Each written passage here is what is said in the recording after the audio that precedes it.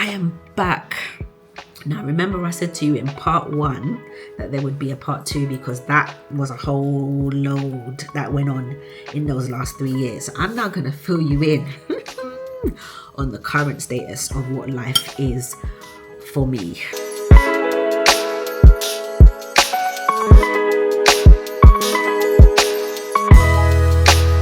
If you watched the first video, you will know there was a lot of crazy stuff going on in 2022. Now in July, this is how weird it is. On the 21st of July 2022, I went to my doctors and explained to them that I was I could feel a lump when I was lying down. This is editing D just coming in to say what I meant to say was I could feel a lump in my left breast when I was lying down. Back to video D. And I want you guys to remember that part of the story. So when I'm lying down, I could lie on my back and I could feel it. But when I stood up and I was examining myself in the shower, as you're supposed to, I couldn't feel it. So I was also getting this burning and this tingling. So I was like, it felt very similar. And I think only the mothers who've breastfed or people who've been pregnant and maybe you didn't breastfeed, maybe you did, would understand the pain of mastitis when you have a blocked milk duct and it gets inflamed and infected.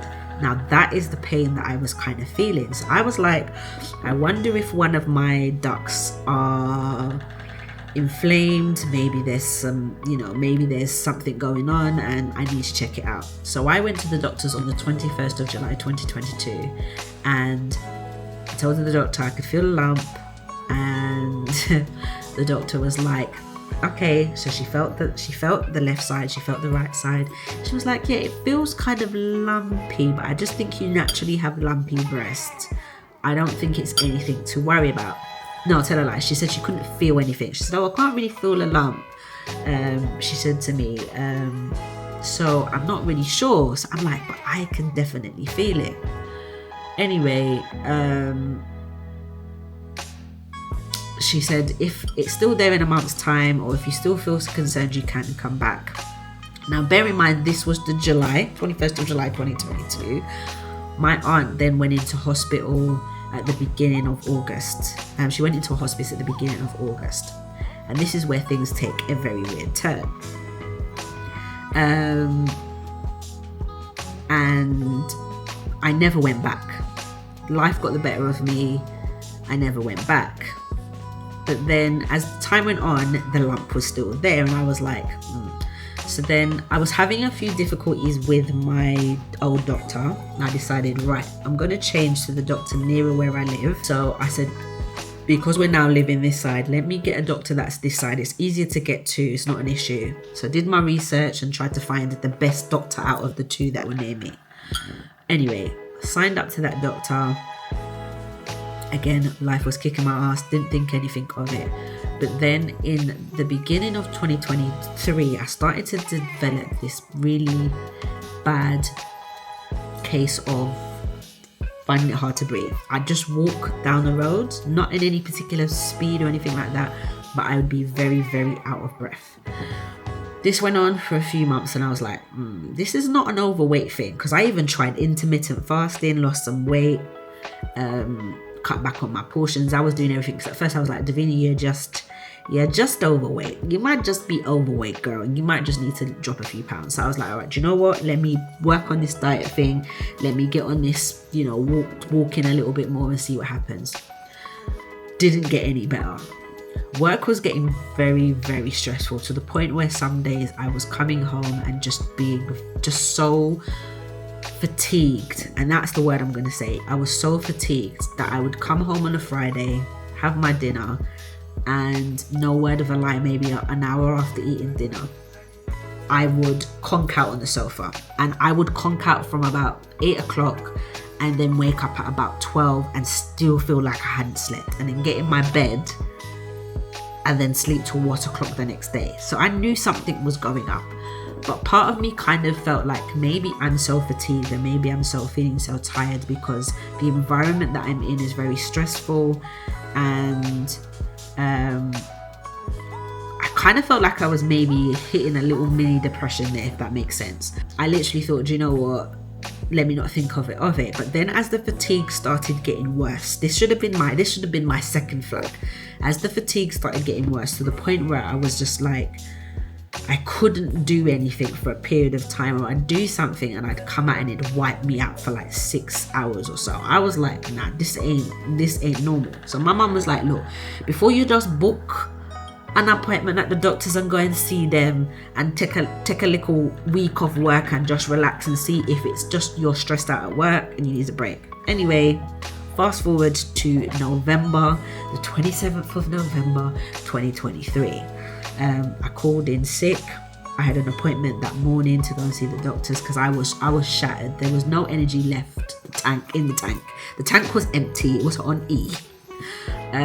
Went to the doctors, and I think because I said to them that I was finding, and she could kind of hear it, I was finding it difficult to breathe. And she was like, so I said, sometimes it could be I'm just like stationary. Sometimes it could be I'm just walking at normal pace. I'm not overexerting myself. I just getting tired. And I said to her, I'm getting this fatigue. Like I just want to not sleep all the time. She was like, do you know what? I'm going to be on the safe side and send you to ambulatory care, which is in the hospital that I'm near. So I get sent there, goes in, they run some tests, they do some bloods, and while I'm there, I have a chat with the doctor. So the doctor's like, you know, what's going on? And I'm just saying to her, I feel really, really out of breath. I'm feeling very fatigued. She goes to me, are you going to sleep at night and waking up feeling wet? Like waking up like drenched, or like what they call night sweats? And I was like, funny enough, I am, but I just put it down to I'm overweight. My duvet is a very heavy duvet in the middle of summer and it's been particularly warm. I didn't really connect the dots. Now, she asked me a very important question, and at the time I didn't really, before that I didn't even think about it. She said, you know, is there anybody in your family that suffers from who's been diagnosed with any cancers, like in your immediate family? I said, well, I've got an aunt who is diagnosed with breast cancer, and I've also got an aunt at the moment who has pancreatic cancer, and she's battling that. So she was like, okay. So she said, I'm going to send you for a chest x-ray just to have a look. I said, well, to be honest, I said, I have found a lump in my left breast. I said, and I went to the doctors about a year ago, I said to her, which is technically more than a year. I said, and I can feel it when I'm lying down, but I can't feel it when I'm standing up. So she said, okay, go for your chest x-ray. When you come back, I'll have a feel and see what we can go from there. Anyway, gone to my chest x-ray, came back. She said it does feel a little lumpy. She said, I'll be honest, I'm not a breast doctor, so I couldn't tell you for definite what feels right and what feels wrong. So I think, she goes, just to rule everything out, and because the fact that you have an aunt who's suffering or who had breast cancer, and you've got another aunt who's had pancreatic cancer, I'm gonna send you to refer you to the breast clinic just to have a mammogram, just to check. And I'm also going to send you for a CT scan. So I'm like, okay, cool, whatever. Because we can't find anything at this moment in time that would lead you to be out of breath, but we're definitely, we'll exhaust every avenue. And when I say people, thank God for her, I mean thank God for her, because she was very, very thorough. I will give her that. She was very, very thorough. Anyway, got a call from the breast clinic to come in for a mammogram, got booked for my CT scan, went and did that. Went and did my mammogram, and I did my CT scan first, and then I did my mammogram in early December. My CT scan was done, I want to say early December. So put it this way, the CT scan came back first and they found what looks like a mass in my stomach, which was, she said at the time, measuring 5 to 6 centimeters, but she said they don't really know what it is, so they'll have to send me for a hold on. It's called a gastroscopy. I think I'm probably pronouncing that right, but basically you have to have a camera put down your throat. which isn't very fun. Anyway, so I had to have that done to determine what that growth was and see if they can take any cells from that and just make sure and rule everything out. So that was booked in for the 23rd of December, but I had my mammogram on the 13th of December. This is where this whole December 2020 end of years I'm just going to rule out now, because I'm not even going to start my New Year's in January, because there's no point. Because my New Year's for the last few years have been very, very crap. So on the 6th of December, my aunt in America unfortunately passed away after her battle with pancreatic cancer. And again, to be going through my own health issues, to lose yet another aunt to cancer, and again, somebody so close to my mum. They were the two siblings that grew up in the Caribbean together, so they are like, as we call them in the Caribbean, or as we say, Batty and Bench. They were very, very close. It just felt very, very, I don't even know, I don't think there's any words to describe what was going on mentally in my head, because here I am now going through all of these tests and I've just lost my aunt to pancreatic cancer. So I'm panicking now, because I'm thinking, what the hell, what is going on? So my mum flew to America, left me here, because obviously I couldn't go. And while she was away, because she left, I think my aunt passed on the 6th of December. I think my mum left, might have been the 14th or the 15th. She left literally after I'd been for my mammogram. Now, when I went for my mammogram, it was very evident that there was something going on. Not only could I see the lump, which was like a very circular, I don't even know, it was a very circular kind of bit of tissue. There was also this calcification. Now, the calcification sometimes could just be hormonal, and sometimes the calcification can be a sign of breast cancer being present in the breast. So they'd already kind of prepared me that the lump doesn't look good, or the mass that we found, or the tissue that we found, doesn't look good, and the calcifications near it doesn't look good either. So I had to have a biopsy done there and then. So we had the biopsy, that was sent away. I spoke to one of the consultants in the breast clinic team, and he explained we have to be very thorough. Unfortunately, it does look like it could be possibly breast cancer. So the results, the biopsy went off, my mum went to America for the funeral, and I spent then the next however many days stressing, obsessing and wondering what was going to happen. Bearing in mind we were getting very close to Christmas, there was just a lot going on. And then my mum was away. She was due to fly back. I think she was due to fly back the 22nd. I think it was the 22nd. I got called on the 19th to say, can I come in on the 21st, because my biopsy's come back and the consultant would like to have a word. Now in my brain did, it's definitely cancer, because I kind of don't know how to describe it. I kind of knew, and also because they needed to see me. It wasn't something that but then my aunt was like, my other aunt Ange, who you've seen on this channel, was kind of like, it might be positive. Bear in mind my mum wasn't here, so my aunt went with me for moral support. And then on the 21st of December 2023, I got told by my consultant that it was definitely breast cancer, and they were waiting for the remaining results to tell me what was feeding the cancer, the grade of the cancer, and also tell me, by then they could tell me what I would need to do in terms of treatment.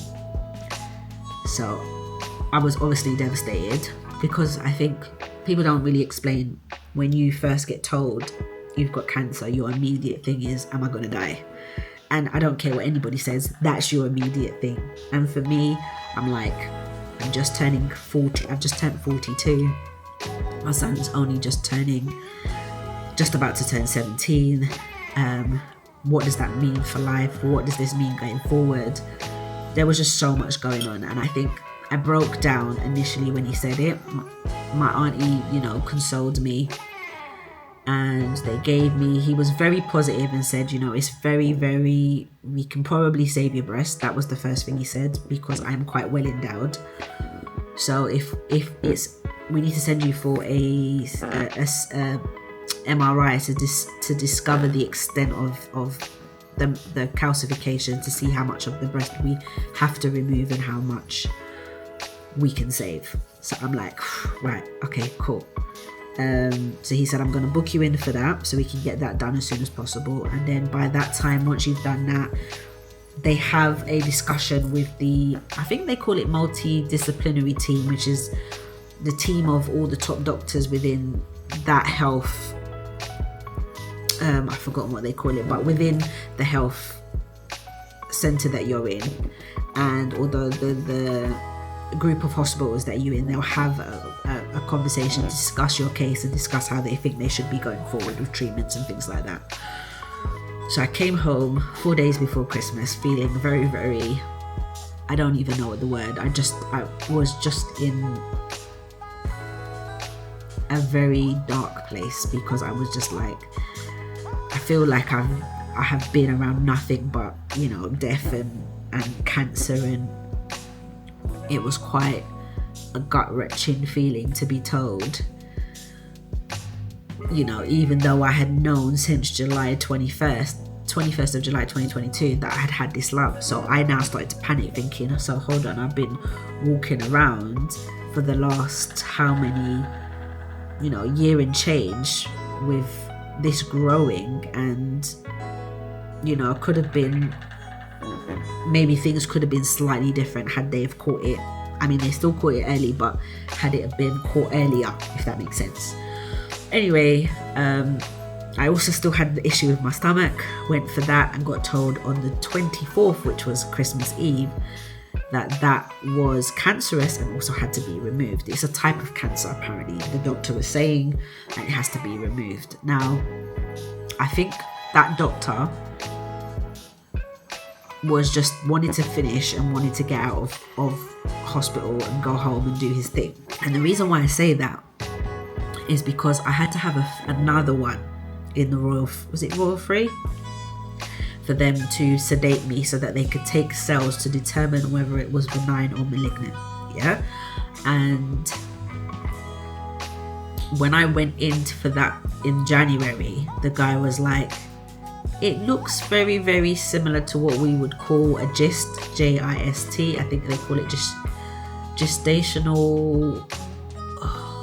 It's like a tumor basically in the stomach. But he goes, they're usually pretty harmless, and we usually can remove them with, some form of a surgery. But he goes, we'll take obviously the cells and we'll go from there. So that kind of calmed me down, but still didn't make me feel any better than what the original doctor told me. So that was in January. I did that. So when I went back in January, this is when I got told, after I'd had my MRI, basically I got told the gist of it. So I got told I had grade 2 invasive ductal cancer, and it was triple positive, which means the receptors or the factors that help the cancer to grow are estrogen, progesterone, and HER2, which is the human epidermal growth factor 2, which is like a protein on, I believe, the outside of your cells. So basically, the fact that I'm a female is what's helping my cancer, or helping the cancer to grow. That appointment, I got told it's possible they may be able to save the breast depending, but they need to do another biopsy, and I was just like, oh Lord. But if it meant I could conserve my breast rather than having to have a mastectomy and having my breast removed, then do you know what, I'm all for it. I also got told at that appointment that I would need surgery, I would definitely need chemo, radiotherapy, and I would also have to be put into early menopause. So when I say that appointment was like a bam, bam, bam, bam, bam, bam, bam, and that's literally how it felt, because I was being told all of these things at the same time, and it was a lot to digest. So I was like, all right, cool, let's just figure out first, before I start thinking, let's just figure out, as my consultant was like, let's just figure out whether or not we can conserve the breast and find out how the extensiveness of the cancer, how far it's spread in the breast, and then we'll go from there. I'm like, all right, cool. So I came back in for another biopsy on the other side where they thought it had spread, and another side. So they did 2 areas. I'm not going to go into details. If you want me to make a video on what a biopsy can entail, because they've got different types, I can do a video on that, but I'm not going to go into it because it's very long-winded. So I had 2 of those.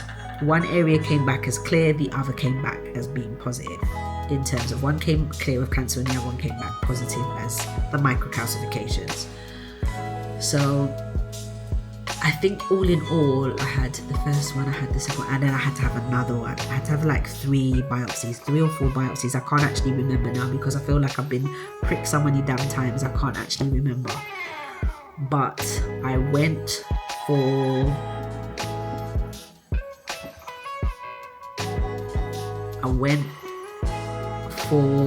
those, and then it was, okay, we've discussed it.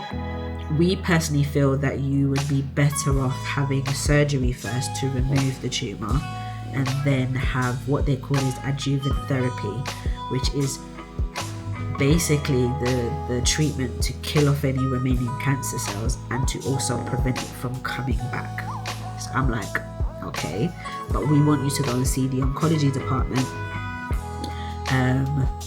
for them to, the oncology departments in St. Bart's, for them to then tell you what they would suggest. Because although my surgeons are breast surgeons, they're not oncologists, they don't specialize in cancer, so they're not necessarily, they can give you the advice of what they've discussed in the meeting, but they can't tell you for definite. So I went to go and see the oncologist at St. Bart's, and my mum and we asked them then, if it was you, what would you do? And he said, if I'm honest, because at the moment we're lucky enough that we've caught it early, well, what we think is early, we don't think it's as it's not as big that we would recommend having the chemotherapy first to shrink it. It's just slightly under, we can actually get away with doing the surgery first, and then we can do the chemo after. We would do that. Now, part of my reasoning for choosing that route was more so because although I had the fatigue and I felt the out of breath, which we now think might be the growth in my stomach, not my actual cancer. I think the fatigue was part of my cancer. It made sense while I felt relatively well to do that surgery first, because I knew it was going to be a big surgery. So that was the route that I went down, and I had my surgery on the 11th of March. So I am now post 6, going into my 7th week now post surgery. I literally had what they called a therapeutic mammoplasty, which is where they remove the tumor and the tissue that needs to be removed, but then they give you a kind of a lift and make your boobs smaller and lift you up. So I'm smaller on one side, still the same on one side, but that surgery to reduce the other side is going to be done once I've finished all my treatment. But then on the day of my surgery, I got told that they would also have to do what they call a nipple excursion, which is remove the nipple because they feel like the calcification was way too close to the nipple, and that they didn't want to leave it in for fear that it would expand and grow into or make the cancer come back. Basically, that's what I'm trying to say. So I did the surgery. I just had my oncology appointment the other day. So I've just been told that my chemo will be starting on the 16th of May. Now, when I originally went to see the oncology department, they told me that my chemo would be every 3 weeks for 12 cycles, I believe it is, which works out to be, I think it's 6 months. I'm also going to have something called Herceptin, and I may do another video on this, on my treatment after. I'm not going to go into more detail here, and that's going to last for a year, as well as I've still got radiotherapy, another surgery to complete on the other side, and where the surgeon's also going to create a nipple on my left side, and then I'll be put on suppression tablets for the next 5 years, so till I go into menopause. So this is going to be fun, but I'll go into maybe my treatment plan in another video. So basically that is what is happening with that. Now in regards to the mass in my stomach, it's come back as some kind of leiomyoma, which is like a growth of cells. It's come back as not malignant, so it's benign if that's the case,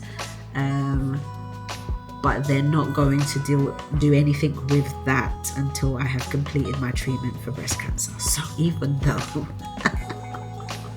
oh my god, when they say health is wealth, they ain't lying to you.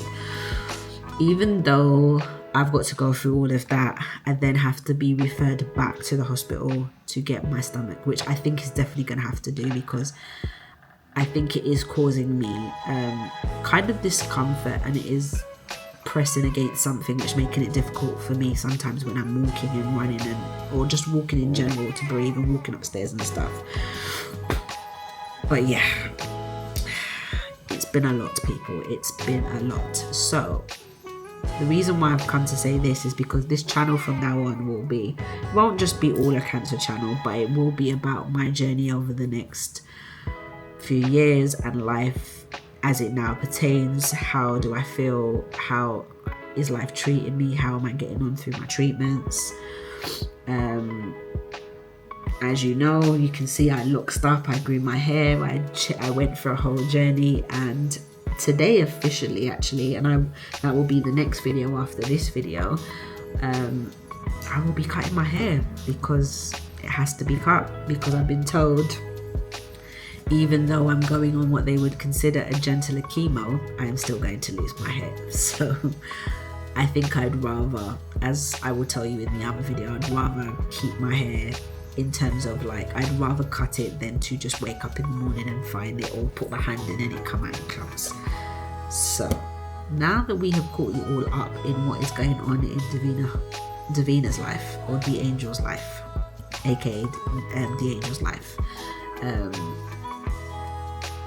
I just didn't want to come on this channel and just start pumping out content again and you guys be like, where have you been, or what's going on? I think we are now all caught up. We can now move forward with content on this channel, and it's not going to feel like I just left and came back and just started vlogging again and you guys are like, what is going on here?